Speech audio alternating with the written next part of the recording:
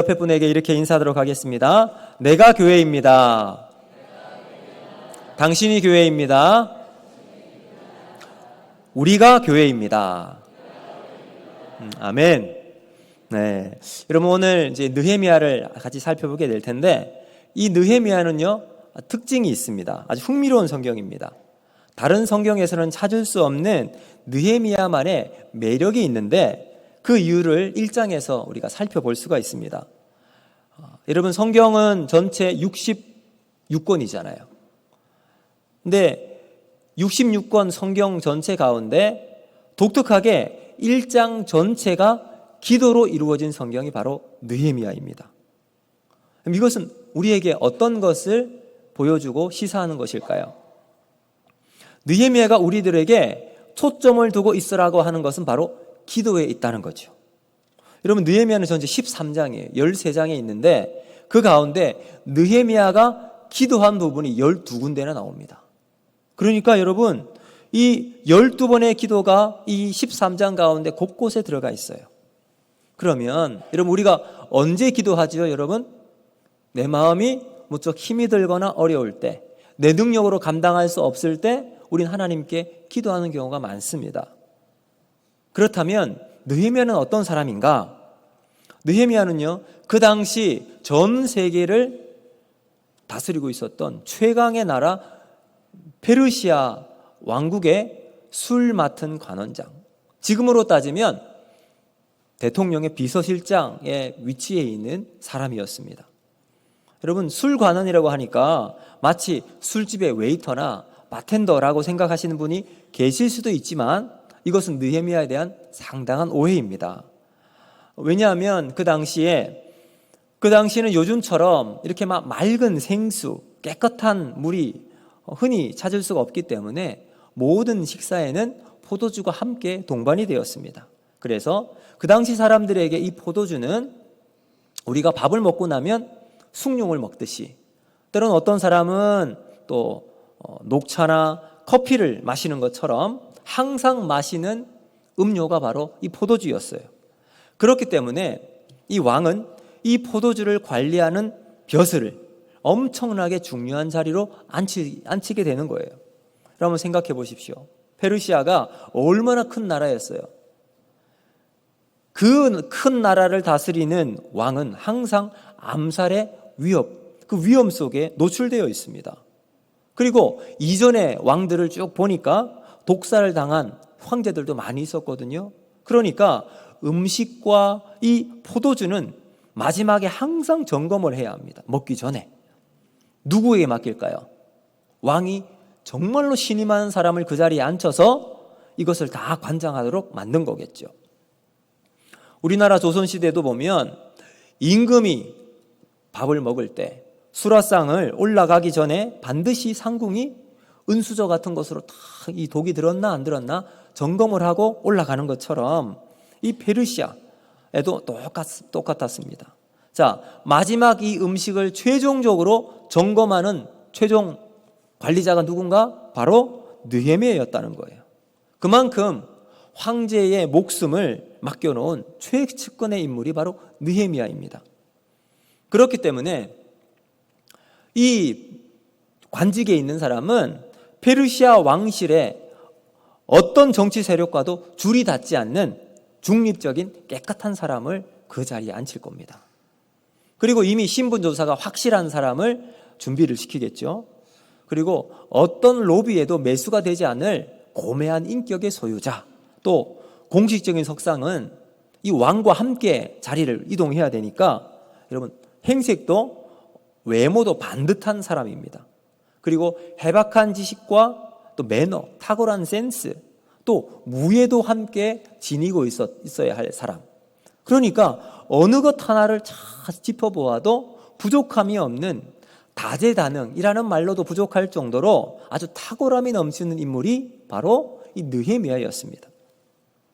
이런 능력이 있고 탁월함을 많은 사람들 앞에 여실히 보여줄 수 있는 사람이 기도하고 있어요. 기도하는데 어떤 누구보다도 앞장서서 기도의 무릎을 꿇고 있습니다. 이유가 무엇일까요?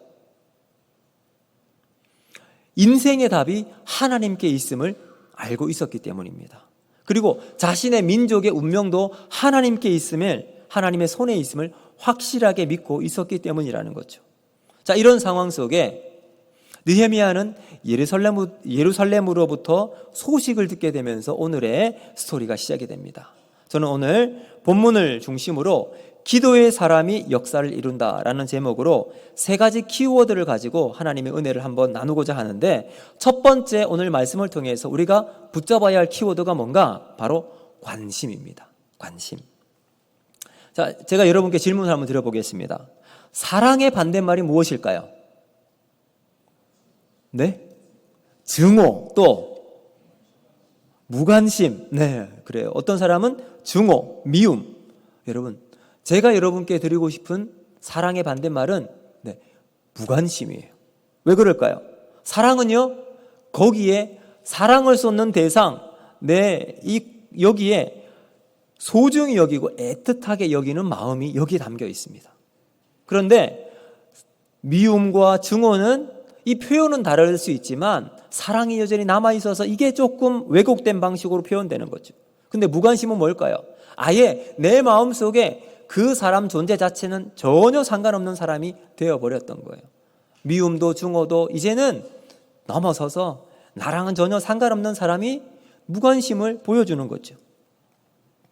그럼 오늘 예배를 들어오시면서 누군가 여러분에게 근황을 물어보거나 안부를 물어보신 분이 계십니까?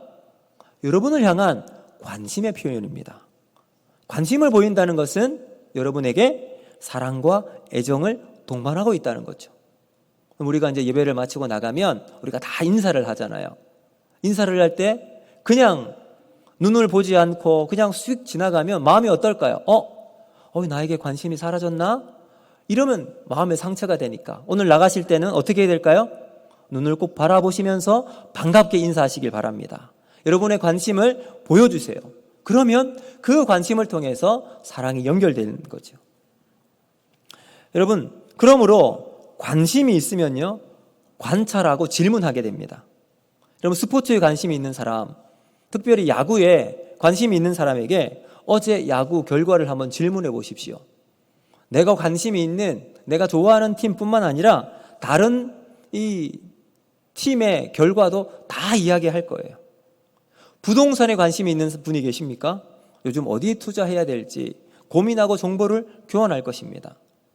자, 그렇다면 오늘 본문에 나와 있는 느헤미야의 관심은 어디에 있을까요? 그것은 그가 했던 질문을 보면 알 수 있습니다. 우리 2절 말씀인데 같이 한번 보겠습니다. 2절 시작. 내 형제들 가운데 하나인 하나니가 두어 사람과 함께 유다에서 내게 이르렀기로 내가 그 사로잡힘을 면하고 남아있는 유다와 예루살렘 사람의 형편을 물은즉. 자, 느헤미야가 질문을 하는데 무엇을 질문하죠? 유다와 예루살렘에 남아있는 이스라엘 백성들, 예루살렘 공동체의 형편에 대해서 질문을 하고 있습니다. 그러니까 이 질문을 보아서 이 느헤미야의 관심은 어디에 있다? 예루살렘과 그 백성들에게 있음을 우리가 알 수가 있습니다. 그리고 예루살렘에서 벌어지고 있는 그 일들에 대한 현안을 느헤미야 앞에서 다녀온 사람들이 짧게 브리핑을 합니다.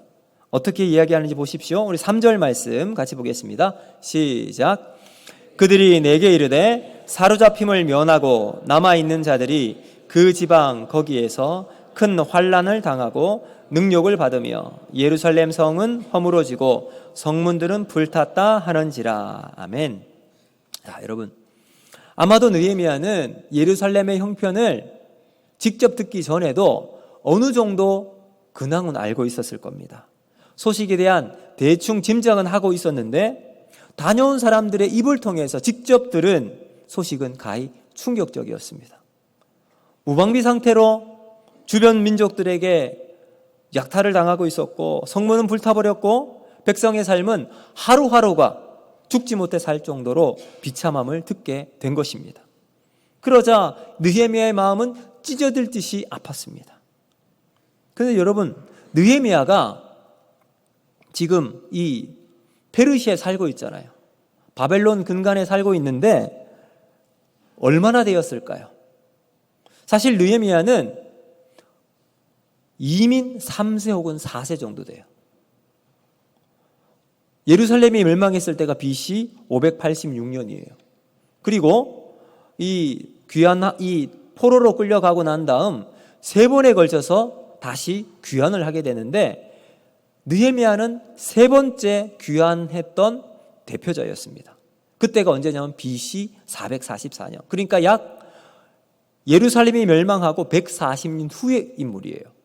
그러니까 여러분 상당한 기간이 지났잖아요. 아마 미국을 처음 이민 갔던 1세대에게 우리나라 대한민국은 너무나도 그립고 가고 싶고, 그리고 이 가슴을 치며 묻어야 할 정말 아픈 손가락처럼 여겨졌을 겁니다. 그런데 그 자식의 자식들, 교포 2세, 3세들에게 대한민국은 어떤 의미로 남아있을까요?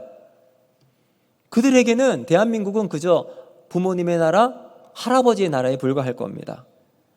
사실 그들에게 있어서 3세, 4세에게는 그들이 태어나고 자란 미국이 그들의 조국일 거예요. 자, 느헤미야 140년이 지났습니다. 예루살렘은 그들의 조상들의 땅이에요. 더군다나 자신은 지금 대제국 페르시아 황제의 비서실장의 자리에 있어요. 페르시아에서도 인정을 받고 실력도 있는 전도 유망한 사람. 여러분 국정을 운영하는데 왕을 보필하는 일에도 온 신경을 다 써도 여러분 부족할 텐데, 지금 느헤미야가 어디에 관심을 두고 있습니까? 예루살렘에 관심을 두고 있어요. 그리고 그 땅에 살아가고 있는 동족들에게 온 마음을 쏟고 있습니다. 여러분 관심은 곧 사랑입니다. 제가 서울에서 사역하고 있을 때 그때 내적 치유 수양회를 인도하고 있었습니다. 근데 제 막내 여동생에게 문자가 짧게 왔어요. 문자 내용이 이랬습니다. 오빠, 내일 엄마 생일. 짧은 문자였어요. 혹시나 제가 바빠서 저희 어머니의 생신을 잊어버릴까봐 동생이 그렇게 보내온 문자였습니다. 제가 그 문자를 받고 참 고마웠어요. 여러분, 제가 저희 어머니의 생일을 기억했을까요? 못했을까요? 여러분, 사실 저희 여동생의 상황은요, 출산을 하고 2주 동안 이제 조리원에 있고 난 다음 집으로 돌아갔을 때였어요. 그러니까 막 얼마나 바빴겠습니까? 그런 중에 저를 위해서 그 문자를 보냈던 거예요. 관심이었습니다. 여러분, 기도는 관심입니다.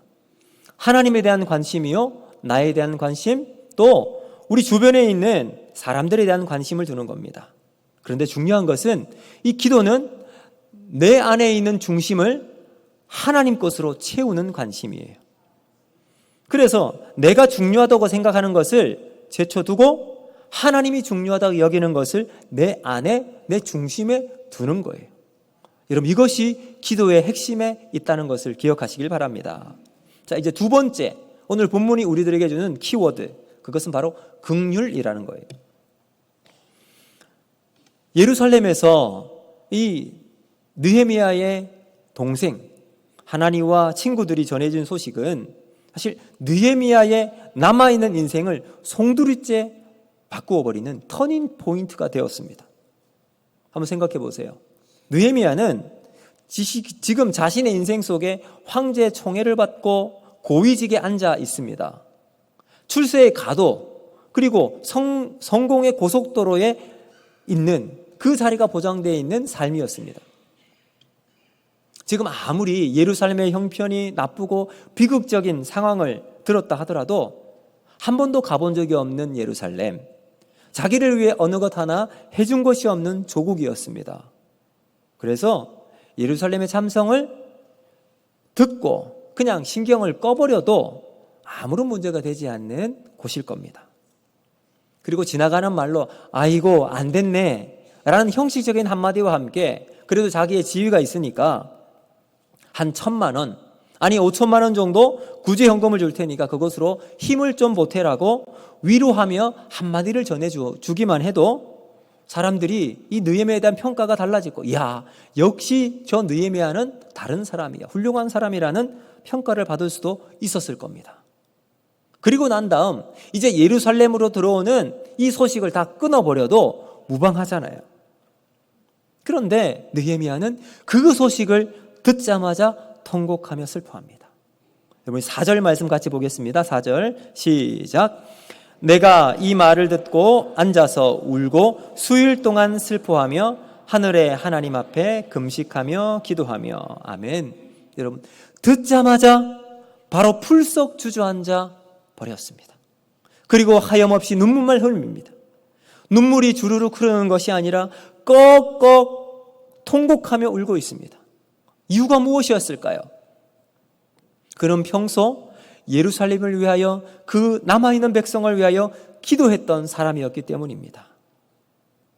여러분 인터넷으로 쇼핑을 한번 해보셨습니까? 핸드폰으로 여러분이 이제 사고 싶은 물건을 쭉 검색을 하잖아요. 그러면 그 목록들이 쭉 나와요.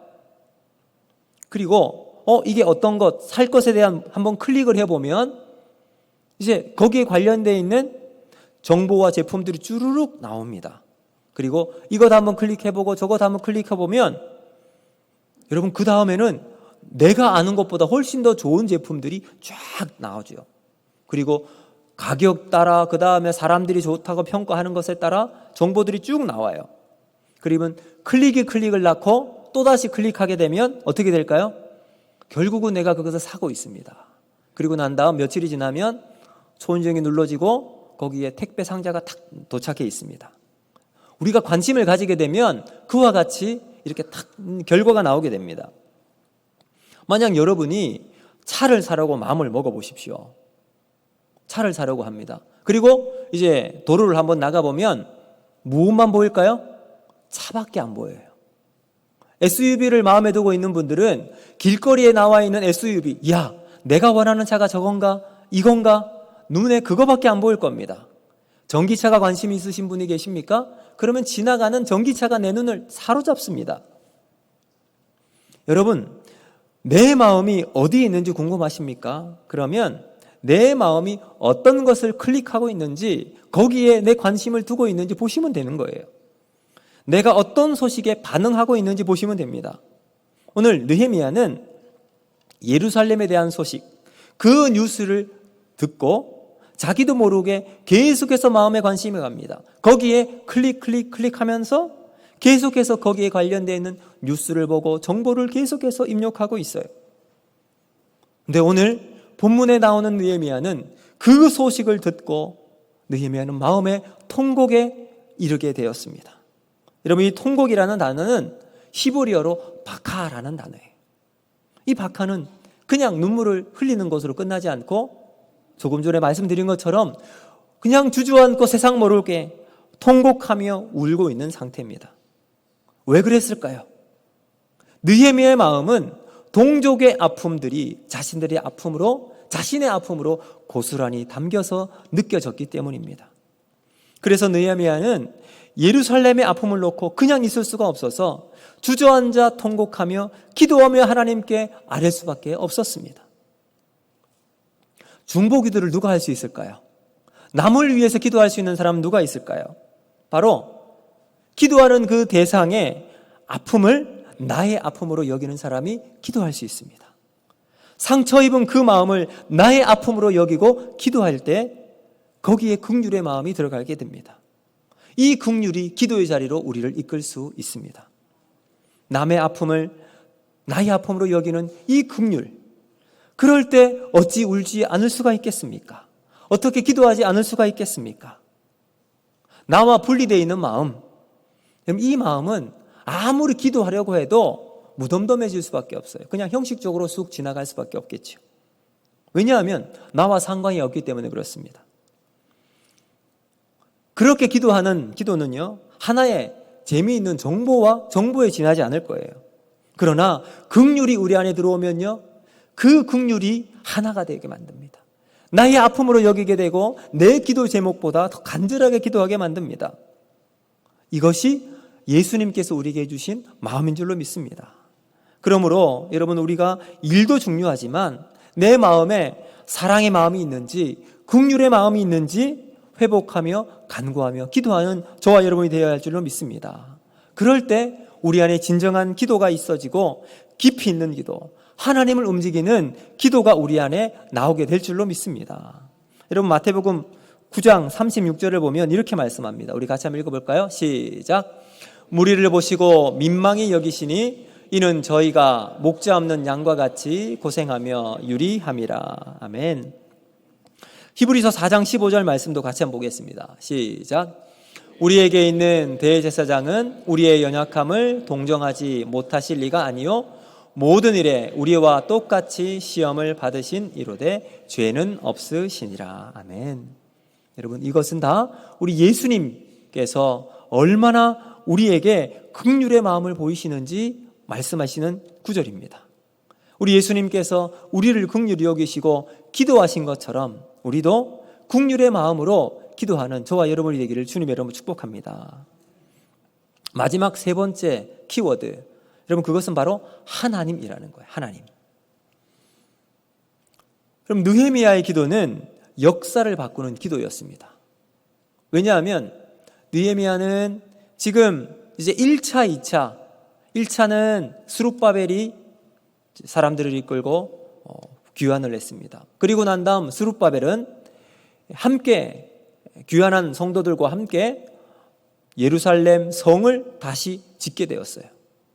무너지고 황폐화되었던 그 성을 정말 열심을 다해서 잘 지었습니다. 그리고 난 다음 2차 에스라가 사람들을 데리고 귀환했을 때는 이 에스라는 학사 겸 제사장 겸 학사입니다. 그래서 이들에게 하나님 말씀을 잘 가르쳐서 하나님께서 무너져버린 믿음의 공동체를 다시 일으키는 일을 이 2차 에스라가 감당을 했어요. 그리고 3차 느헤미야가 사람들을 이끌고 이제 귀환을 했을 때는 성벽을 다시 쌓게 되었습니다.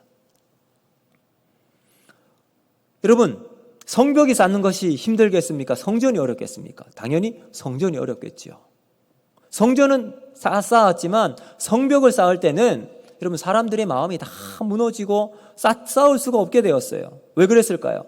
마음이 분열되고 사람들이 바깥에서 막 움직이는 마음을 흔들고 또 불안하게 만드는 세력들이 있었기 때문에 이 성벽을 짓지가 못하고 있었습니다. 그런데 느헤미야가 와서 단 52일 만에 성벽을 이루게 되었습니다. 여러분 이 위대한 일을 어떻게 감당할 수 있었을까요?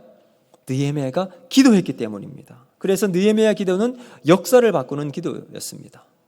여러분 앞에서 말씀드린 것처럼 느헤미야서는 총 13장이 나오는데 그중에 12번 느헤미야 기도가 나옵니다. 그만큼 대단한 사람이었어요. 한번 생각해 보십시오. 느헤미야가 인맥이 없었겠습니까? 실력이 없었겠습니까? 다 있었어요. 인맥도 있었고 실력도 있었던 사람. 그러나 하나님 앞에 기도할 때는 아무것도 없는 것처럼 기도하고 있습니다. 사랑하는 성도 여러분, 우리의 기도가 이와 같아야 할 줄로 믿습니다. 우리 안에 어떤 것이 있다고 하나님 앞에 기도할 때 하나님, 내가 가지고 있는 것으로 기도하는 것이 아니라 하나님께서 내 삶을 인도하심을 믿음으로 고백하고 아무것도 없는 것처럼 통곡하며 엎드려 하나님만의 유일한 인생의 답임을 바라보고 믿음으로 기도하는 사람이 느헤미야였습니다. 오늘 우리의 기도가 이와 같아야 할 줄로 믿습니다. 자, 여러분 이 기도의 원동력이 어디 출발하는가? 우리 5절에 나오는데 같이 한번 보겠습니다. 5절 시작. 이르되 하늘의 하나님 여호와 크고 두려우신 하나님이여 주를 사랑하고 주의 계명을 지키는 자에게 언약을 지키시며 긍휼을 베푸시는 주여 간구하나이다. 아멘. 자, 여러분 기도의 원동력이 어디 있는가? 바로 하나님에 있습니다. 하나님을 향한 믿음에 있는 거예요. 역사를 주관하시는 하나님에 대한 확실한 믿음이 바로 기도의 원동력입니다. 믿으십니까? 여러분 역사의 주인이 누구이십니까? 하나님이십니다. 그분만이 우리의 역사를 바꾸실 분이라는 거죠. 우리의 삶을 새롭게 하실 분이 바로 하나님이십니다. 여러분 영어로 역사가 히스토리입니다. 히스토리는 his story, 이게 연결되어 있는 거잖아요. 그러니까 역사는 그분의 이야기예요. 곧 하나님의 섭리의 이야기입니다. 따라서 역사를 섭리하시는 그물에 대한 우리 하나님에 대한 믿음이 없이는 기도할 수가 없습니다. 그러므로 우리가 그분을 하나님 역사의 주인으로 믿는다는 것은 구체적으로 어떤 것을 의미하는가? 두 가지로 제가 말씀드리겠습니다. 첫 번째, 바로 하나님은 문제보다 크신 분임을 믿어야 한다는 거예요. 자, 그럼 5절도 한번 보시면 이렇게 말씀하지요. 이르되 하늘의 하나님 여호와 크고 두려우신 하나님, 이렇게 말씀합니다. 느헤미야가 하나님을 부르면서 붙였던 첫 번째 수식어가 바로 크다라는 거, 크다. 크신 하나님, Great God이래, Great God. 그는 자기 민족의 직면한 문제가 아무리 커도 그가 기도하는 하나님보다 크지 않음을 믿고 있었습니다. 문제보다 크신 하나님을 붙들었던 느헤미야처럼 오늘 우리도 우리가 만나는 인생에 여러 가지 문제가 있을 거예요. 근데 이 문제 앞에 하나님이 더 크심을 믿음으로 고백하는 저와 여러분이 되길 바랍니다. 만일 우리가 기도할 때 하나님보다 문제가 여전히 커 보이게 되면 우리가 어떻게 될까요? 결국 우리는 그 문제 아래 눌려서 절망해버리고 말 것입니다. 더 이상 희망을 찾을 수가 없게 됩니다. 문제가 더 커 보이게 되면 베드로를 한번 보시면 우리가 이 사실을 확실하게 알 수 있어요. 무리를 걸었던 베드로, 예수님이 저 오실 때 주님이시면 나를 물에 걷게 하십시오. 무리를 걷게 해 주십시오. 걸어오라. 그래서 베드로가 담대함으로 무리를 걸어갑니다. 시선을 주님께 두고 있을 때는 무리를 걸어가는 놀라운 일이 베드로의 삶 속에 일어났어요. 그런데 그 가운데 바람이 일고 파도가 일게 되니까 그의 시선이 예수님에게서 파도에 넘어가는 순간 주님은 작게 보이게 되고 파도만 커 보이게 되자 결국은 물에 빠지게 되었습니다. 우리도 마찬가지죠. 우리의 문제가 아무리 심각하고 크게 보여도 여전히 우리 주 하나님이 크게 보이게 된다면 문제는 아무것도 아닌 것이 될 줄로 믿습니다. 왜요? 우리 하나님은 크신 하나님이시기 때문입니다. 그 하나님을 믿음으로 나아가면 오늘 우리는 우리의 문제를 넘어서서 하나님이 우리의 삶을 인도하시는 믿음으로 우리는 담대하게 하나님과 함께 우리의 인생을 걸어가는 은혜가 있게 될 줄로 믿습니다. 여러분, 오늘도 고단한 역사를 바꾸는 소망을 가지시길 원하십니까? 문제보다 크신 하나님을 바라보고 살아가는 저와 여러분이 되기를 바랍니다.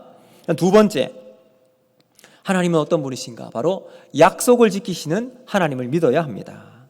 자, 5절도 한번 다시 보시면 느헤미야는 기도를 시작하면서 이렇게 말합니다. 언약을 지키시는 하나님. 여러분, 이렇게 고백할 수 있었던 이유가 뭘까요? 그는 평소에 기도했던 사람이었기 때문입니다. 기도해서 하나님께서 주시는 기도 응답을 날마다 경험했던 사람이라는 거예요. 평소에 주를 사랑하고 말씀대로 살아가다 보니까 반드시 기도 응답을 받는다는 이 경험을 자신의 삶을 통해서 알았기 때문입니다. 그럼 비상시에 기도하는 것을 보면 평소에 이 사람이 어떻게 기도했는지를 알 수가 있습니다. 그러니까 여러분, 우리가 평소에 기도하는 힘을 계속해서 축적해 나갈 때 평소에 기도하는 훈련이 되어 있고 하나님 앞에 정말 기도로 끊임없이 나가는 사람이 비상시에 우리의 기도가 탁 나오게 되는 거죠. 평소에 기도하지 않는데 갑자기 어려움이 일이 생겼을 때 그때 갑자기 하나님께 믿음으로 우리가 기도할 수 있겠습니까? 아니에요. 오늘 우리가 하나님, 문제가 생기기 전, 위기가 생기기 전, 비상이 생기기 전에 하나님 앞에 기도하는 저와 여러분이 되기를 바랍니다. 여러분, 왜요? 하나님은 우리의 약속을 신실하게 이루시는 분이시기 때문에 그렇습니다. 여러분, 성경을 영어로는 바이블이라고 이야기하는데 보면 신약과 구약으로 나와 있잖아요. 신약은 New Testament, 구약은 Old Testament. 이 바로 테스트먼트가 바로 약속이라는 뜻입니다. 성경은 약속의 말씀입니다. 그리고 우리 하나님은 그 약속을 이루시는, 지키시는 하나님이신 줄로 믿습니다. 그러므로 사랑하는 성도 여러분, 느헤미야에게 약속을 지키셨던 하나님이시라면 오늘 우리에게도 하나님의 약속을 지키실 신실하신 하나님이신 줄로 믿으시길 바랍니다. 이제 말씀의 결론을 맺겠습니다. 느헤미야가 동족을 향한 사랑을 가지고 하나님 앞에 기도했어요. 바카 기억하시죠? 통곡하며 하나님 앞에 기도했어요. 자, 그 기도한 결과가요, 이제 느헤미야 8장 9절에 나옵니다. 우리 같이 한번 읽어보겠습니다. 8장 9절 시작. 백성이 율법의 말씀을 듣고 다 우는지라. 총독 느헤미야와 제사장 겸 학사 에스라와 백성을 가르치는 레위 사람들이 모든 백성에게 이르기를 오늘은 너희 하나님 여호와의 성일이니 슬퍼하지 말며 울지 말라 하고. 아멘. 여러분, 제가 구약에서 바카라고 하는 단어가 몇 번이 나오는지 살펴보니까요, 100번이 나옵니다. 100번이 딱 바카가 나오는데 그 중에 느헤미야에서는 딱 2번 나와요. 오늘 우리가 읽었던 1장 4절에, 그리고 지금 읽었던 8장 9절에 나옵니다. 1장 4절에서는 느헤미야가 하나님 앞에서 홀로 통곡하며 울었습니다. 하나님, 우리 동족 저 예루살렘의 황폐함을 불쌍히 여기시고 회복시켜 주시옵소서. 수일 동안 울며 통곡하며 울고 있었어요. 그 결과 어떻게 되었을까요? 지금 읽었던 8장 9절, 백성들이 하나님 앞에 나와 바카 울고 있습니다. 느헤미야가 눈물로 통곡하며 하나님 앞에 나아갔더니 백성들이 함께 기도하며 그 자리에 울고 있습니다. 하나님은 느헤미야의 기도에 응답하시고 백성들은 눈물로 통곡하며 하나님 앞에 서 있습니다. 여러분, 하나님은 우리의 기도에 응답하시는 하나님이신 줄로 믿습니다. 오늘 우리가 하나님 앞에 기도해서 우리의 기도를 통해서 믿음의 역사를 이루고 하나님 우리 앞에 우리의 인생의 문제를 넘어서서 하나님께서 여러분의 삶 굽이굽이 걸음걸음마다 인도하시는 복된 삶을 살아가서 기도 응답이 여러분의 믿음의 현장이 되게 하고 믿음의 역사가 되어지는 은혜가 있는 여러분의 삶이 되기를 주님의 이름으로 축복합니다. 여러분, 기도하면 기적의 삶이 우리의 삶 가운데 나타나게 될 줄로 믿습니다. 여러분, 이 말씀 기억하면서 이 시간